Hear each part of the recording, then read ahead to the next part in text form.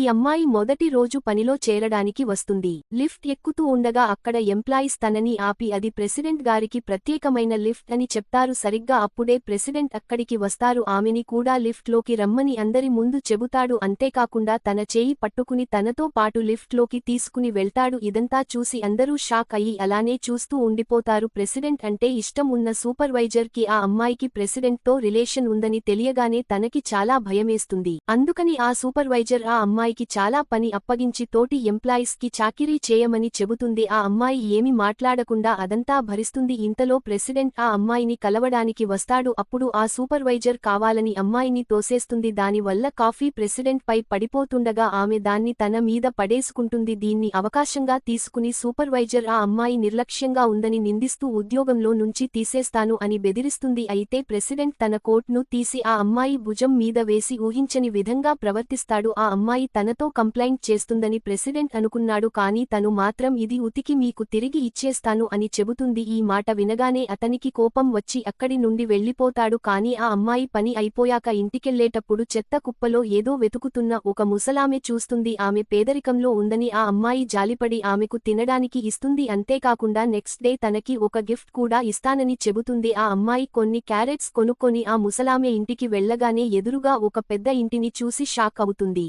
ఆ ముసలామె ఒక కోటీశ్వరాలని ఆ అమ్మాయి అనుకోలేదు. కానీ ఆ అమ్మాయి క్యారెట్లను ఆవిడ సంతోషంగా తీసుకుని బదులుగా ఒక బహుమతిని ఇవ్వాలనుకుంది. వాటిలో తనకి నచ్చినది ఎంచుకోమని చెప్పింది. కానీ వాటి ధరలు చూసి భయపడి ఒక మామూలు ఉంగరాన్ని తీసుకుంది. ఆ మామూలు ఉంగరం ప్రెసిడెంట్ వైఫ్ కి చెందిందని ఆ అమ్మాయికి తెలియదు. ఇప్పుడు ఆ ముసలామె చాలా హ్యాపీగా ఉంటుంది. ఎందుకంటే తన మనవడు అప్పగించిన పనిని పూర్తి చేసింది. ఇంకా నెక్స్ట్ డే అమ్మాయి జాబ్ కి వెళ్లినప్పుడు సూపర్వైజర్ ఒక ఉంగరాన్ని చూపిస్తూ గొప్పలు చెప్పుకోవడం చూసింది.